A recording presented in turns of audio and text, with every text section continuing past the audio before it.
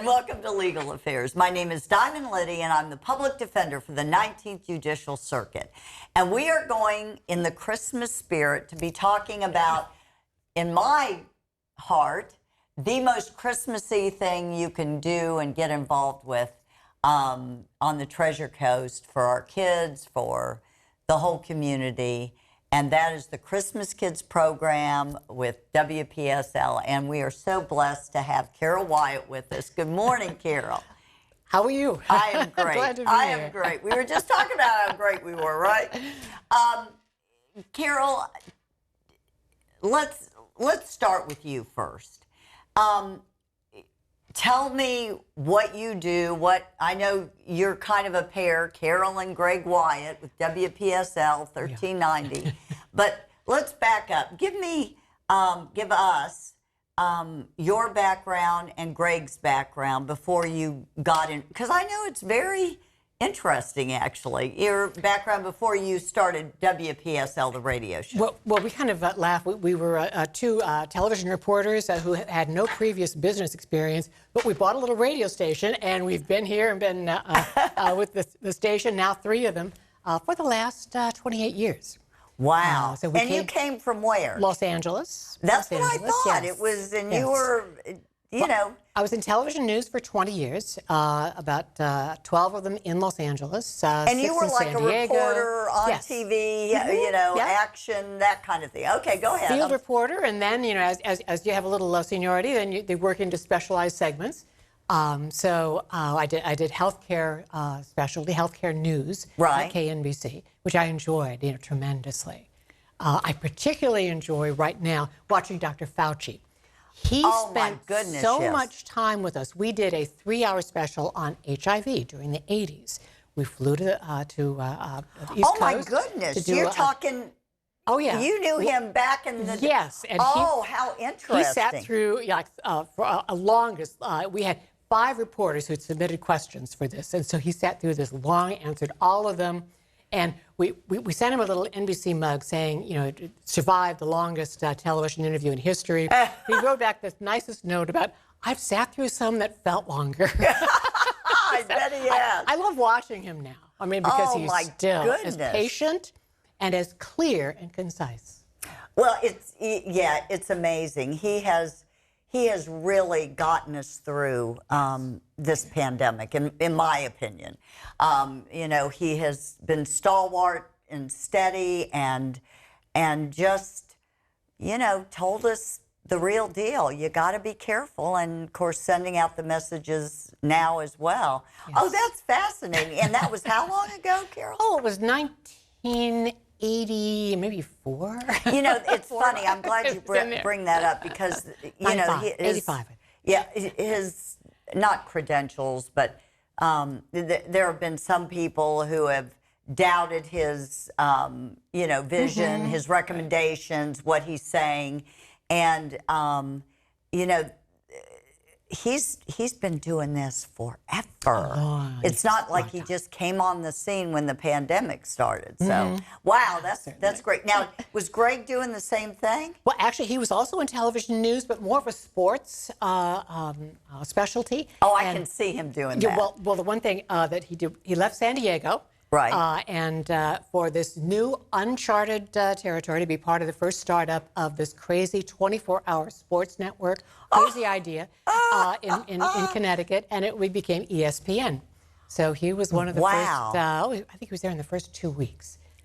So yeah, and then he carried through. I think he was there about 7 years. And that he always says about the best job. You know, he did some other things, but he enjoyed, you know, being at ESPN. Well, so now when did you, and, you know, I look at you and Greg as iconic. I mean, you've been in this community forever. No, seriously. And when you think of the Christmas Kids program, you think of the 2 of you and what you've done for the community and everything. But some people don't know about Greg and Carol Wyatt. So you got married when? Let's go. Oh, 48 years ago. Oh, is that all? But we met at the NBC station in Tucson, Arizona, KVOA, home of Savannah Guthrie. much later. Right, right. Much later.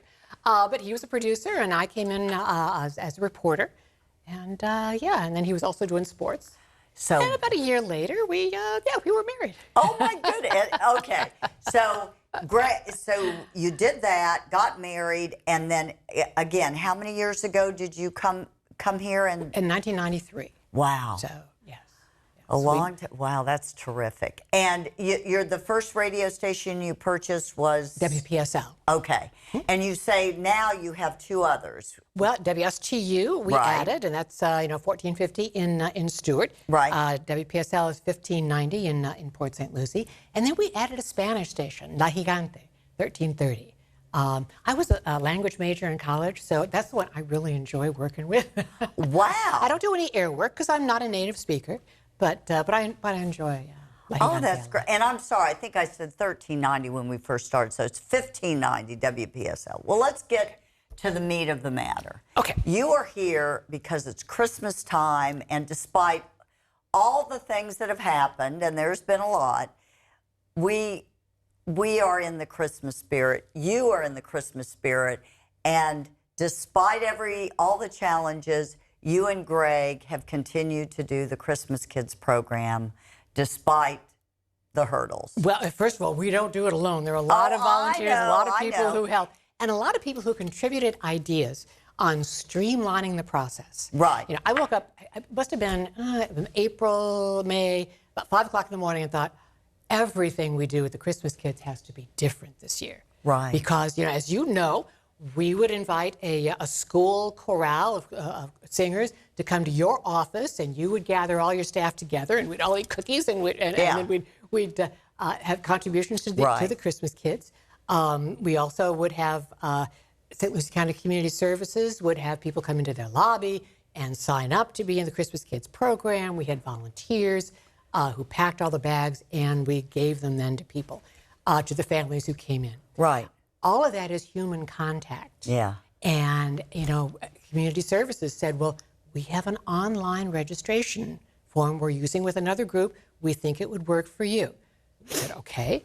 And then what about a car line in the distribution? How about if you drop them into the trunk rather than have people get out of their cars and come in? Oh, my gosh, Because yes. every family has a number that has, you know, their number of children and ages and gender. So it's a toy bag packed for their family. That'll be dropped into the trunk. There's a wonderful couple who kind of runs the toy warehouse over in the logistics center, Barbara and Don Macklem. You know, they have organized everything, and they suggested, let's call the store where we buy most of this and say if they can, either we can order it, they can have it where we pick it up in boxes. We're not going through. We had these wonderful brigades of going through Walmart with 20 or 30 shopping carts and volunteers I know. and clearing shelves. And we had a lot of fun doing it. But we figured, okay, our volunteers we have to protect too, because most of us are in that category that are advised to be careful. Well, and be let's careful back up. This has been going on for how many years? Well, the Christmas Kids began back in 1946. Okay. Back when there was only one radio station on the whole Treasure Coast. It was in Fort Pierce. And there was a little girl, I believe her name was Reba Nell. And she was very ill at the holidays. And people put out a broadcast, an appeal to help the family, mostly with toys for Reba Nell, but other things for the family. This was an effort that grew. The response was tremendous from the residents of Fort Pierce. So organizations got involved, you know, years later. I've heard from the Kiwanis group that they helped deliver toys from the Fort Pierce Police Department. Right. They helped deliver toys and collect them. And along the way, Community Services became involved. And for the viewers who don't know, what is Community Services? It's a branch of St. Lucie County. Right. And in the old days, even when we first became involved, it was called the Welfare Department. Right. But it administers now, you know, a lot of the community aid programs where, I mean, if you need something, if you need housing assistance, you need, you know, basically help with some of the food programs, And the good thing about community services being involved is some of these families need more than toys. Yeah. I mean, it puts them in touch with the services that can help them. Well, so the Christmas Kids, the concept is tremendous, but it's a year-round concept, and people need to know that, and that's the message that we hope to get out today. Yes, we need your help, and we'll get to where they can send their paper money or whatever, their toys in a minute. But that we need them now, people now, and help. But all through the years, the Christmas Kids program helps kids with school supplies, with swim lessons if they don't know how to swim, with camp, with so it's a year-round. Well, it is, and a lot of this comes from the lady who was president of the Christmas Kids, Pauline Clutter, Yes, for 20-some years. Right. And one of the things, she never learned to swim, and it was always, very kind of extra painful when she heard about a child drowning. So one of the things, when the Christmas Kids had some money left to them in someone's very generous will, we were able to start kind of an extra program in the summertime. Right. A lot of times it was camps, but it really narrowed down to swimming. And we now send about 125 children every summer, except this year, through the county pools classes. They do a water safety class. It's not designed to make them champion swimmers in 6 weeks, but they learn water safety, to roll over, to float, how to get to the side, to not be afraid of the water.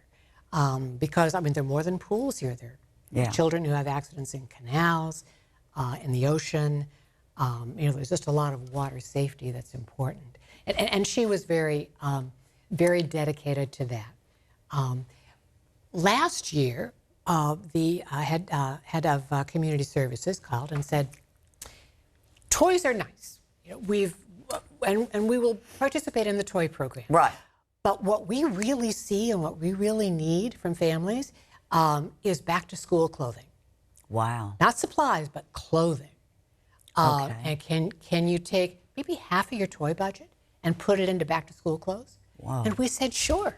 So what we did was allocate, we gave parents $100 per child budget.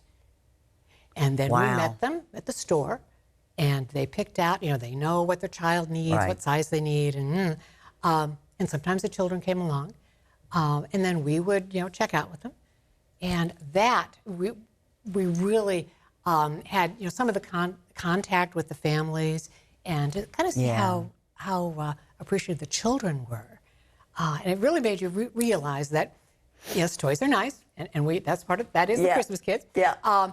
But it's important for a 6-year-old to feel good about going to school. And to not feel like when everybody else has brand new shirts and shorts on, they're the only ones that don't. Oh, with Life Builders, of course, we do a big push on that too, and it's just amazing. But the important thing with your charity, and that the viewers need to know when they're donating toys or money or whatever, is that and we don't want to look at people who ask for help with a jaundiced eye, but there are people, a very, very small percentage, that may say, well, give me $100 and I'll go buy those school clothes. And that doesn't happen. And there are people in the community that don't give if they think you're going to hand them a $100 gift card, because, well, where is that money going to go? And it's good to hear that you don't hand them a $100 gift card. No. You go with them, you pick out the clothes, it's purchased right there, and they're good to go. Yeah, we know they've walked away with school clothing for their children. Exactly. Yes. And let's talk about, for those who are not aware of how the Christmas Kids works and this season that's so beautiful for you and us. You have how many days were you used to before this year? And let's talk about pre-COVID Christmas Kids. Mm-hmm. you have how many businesses that participate or offices? At least 20. At least 20 that will host a program. Right. And the condition is there has to be a donation to the Christmas Kids. Right. You know, There has to be a come. donation. And there usually, when you did this, wherever it was hosted, as you mentioned earlier, the choral group from LPA would come and sing, and the band from John Carroll High School or whatever would come and play Christmas, and then we'd talk and everything, have cookies, have fun, and then of course you took away some loot, hopefully, from the business. Yes, toys from your office. Yes, Yeah. whole carload of toys. So this year, because of COVID, you're doing it differently, and so tell me what the COVID Christmas Kids program looks like this year. Well, let's see. We're in our studio for starters. We don't go out to businesses. They don't. A lot of businesses can't have that many people coming in. So it's in the studio, and we're not quite this far apart, but we're close. Right. We try to stay apart. The people, we had a bank on today. They kept the masks on. As they were sitting there talking. And so we also can have people on Zoom, can have people come in, as we've all learned, Skype and Zoom, and do all these things as well, to make donations through the show. So that has become the way to have our businesses and our sponsors recognized, but without exposing that many people and without having children come in. What WLX and what the school district has been wonderful to do is that they have given us recordings of previous programs. I think there's even one from your office where we have the school groups that maybe performed last year. But hey, it's wonderful. It's Lincoln Park Academy.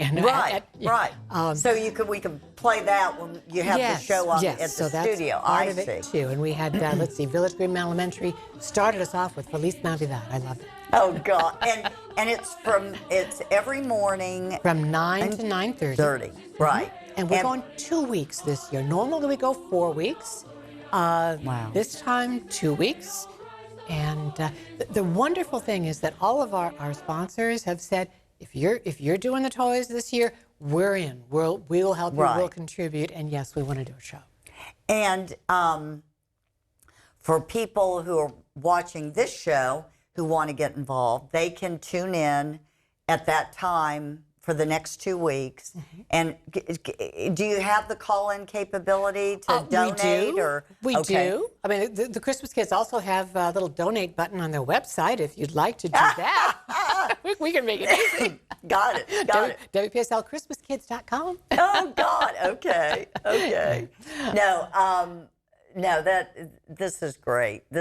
And it's great, too, that the community needs to know that St. Lucie County government has always supported and... Well, in many ways. Yes, I mean, it's very valuable for community services to do the screening of the families. And I mean, that's something else. Let's talk about that, the screening. And they have, income criteria that people, have to meet either. And in previous years, I think they submitted some documentation. What we've had to do this year is go to the online but still they know what questions to ask. I mean, we have people call the radio station, and I mean, you want to help everybody, but perhaps they know to ask a question that maybe eliminates that person, because you can't help everybody, or they spot someone who has signed up at 2 or 3 programs. So it's a wonderful partnership with them. And I think, they enjoy doing something, for the people that they work with. The families that come in. So how many families are you going to help this year? Well, it's 744 children. I think that divides up into about 300 families. Wow. Yeah. Which is huge. And is that the normal number, Carol? Well, we cut it in half last year because we did half the budget for school clothes. So went from 1,000 we'd been doing for several years down to 500. This year, Community Services said, well, we already know there are 2 other programs that are totally filled. They Right. have cut off registrations. Right. So can you do more? And we said, well, yeah, we can. Sure. So we back up to 744. And Wow. if needed, we can do a little more. No, of course. Now that it's so. Let's talk about for a moment. If someone wants to help, volunteer, like you're saying, put the toys in the trunk when they go through the line, or man the phones, or check the website. Who do they call? Well, they can call me. Actually, best reached at the radio station, Right. WPSL. And we have packing days. The first 2 Saturdays Right. of December are always the packing days. Right. The other help from the county is that they have allowed us to rent a small space. And I say rent because there has to be $1. You know the legalities of this. Yes, right. We pay $1. And they give us a corner of the logistics center. Oh, I gotcha. And on so US 1. we can bring in, our toys as they're donated and as we purchase them. Have a little bit of space we set up this toy warehouse, and that again is the Macklins. And we set up 2-year-old girls, and we'll start at infant table, and we have Right. tables going around the room. 2-year-old boys and up to the 12-year-olds, and all the sporting goods. So it's a big Santa's warehouse. And then we have volunteers that come in on the Saturday mornings. Right. And they'll get a bag that has a family profile, 7-year-old girl, 12-year-old boy, and they go around and get 3 new toys each and put them in the bag. And then those are then placed in order so we can find them the morning of the giveaway, the 15th. And then that's when we'll put them in the car trunks. So if someone wants to help physically, they call the station, ask to talk to you, Greg, whoever, and say, I'd like to help, where do I sign up? They can certainly do that, yes. And now what if they can donate online with the button on the website, and I guess that's WPSL.com or Well, yeah, actually, Christmas if you come to the station's website, there's a Christmas Kids logo. Okay, That will get you to the okay. same place, yes. Okay. Or the WPSL ChristmasKids.com. Or if they want to send their money or whatever, send it to the station? Well, yes, and then we'll get it to our treasurer, is Pat Dunn. Right. And we will get it to her. Okay. Yeah. Well, it's, and we don't want to get, all mushy and, whatever, because it's been so many years, but we've talked about it before. For people who have been in Fort Pierce for most of their lives, which would be me, we've talked about the Christmas Kids show and being downtown in the old J.C. Penney building. Oh my God, 35 years ago, 40 years ago, and Pauline was still alive, and of course she didn't. Was it her that played the guitar, or somebody else would play the guitar? Mimi. Mimi Brown would play the guitar. Yes, play the guitar. And it was, I remember those days, and of course how you evolved. But having, the Public Defender's Office always participates and has a show, and we're going to do ours tomorrow. But you always ask us or me, what was the most wonderful Christmas memory you've ever had or can remember recently? You always ask that question, either of me or the guest or whatever. And I want to ask you, because we've got the kids singing in my office is there raising their hand, and there's bells going off and everything. So tell me about yours. Oh, boy. Now I realize why people kind of stare at me and go, well, I can't pick one. Yeah. Well, yeah. It's harder than One it of them. sounds. One of the Wow, best. Wow. I remember a lot of Christmases. My mother was very into decorations. Right. I still have things in my house that she made. She was very kind of artsy, craftsy, and so everything was decorated. And also, she was into making, Christmas cookies and everything. So it was always very festive. I mean, rather than one standing out, it was just always the season that she was very into it, and we were. Right. And so we enjoyed that. Probably the one that stands out is our grandkids lived here. they're now in college, but when they were little, they lived, Right. lived here in Florida. And getting bicycles and tricycles and putting them together. And, that was the very, very special time. Oh, yeah. Or Could plan for that. Yeah, the slide or whatever in the bed. I remember. It's funny. I don't think I ever talked about this on the show, but the first playground you get for your child. Yes. And I remember my husband. We put it in the backyard, and the railroad ties. Yeah. This was going to be assembled once Blaze went to sleep, of course. So, which we're talking about, nobody slept because we were out there with flashlights, and I'm just supervising and helping Tom put stuff together in the dark. But he had to at least get the railroad ties and the sand in there before the playground showed up. And of course, Blaze said, what is that, Daddy? What are the railroad ties in the sand? And he hadn't even thought about it. And he just, bam, he said, well, that's Santa's landing pad for the reindeer when he shows up. Quick thinking. Yes, it was fabulous. And that's where he's going to land. And we got to have a nice spot and a safe spot for him and everything. And so it was wonderful. And sure enough, Christmas morning, the playground was assembled after 8-9 hours and many bad words and causing, calling inanimate objects terrible names, but it was there. It was there. And the package said it would be just 20 minutes, right? Right. Of course.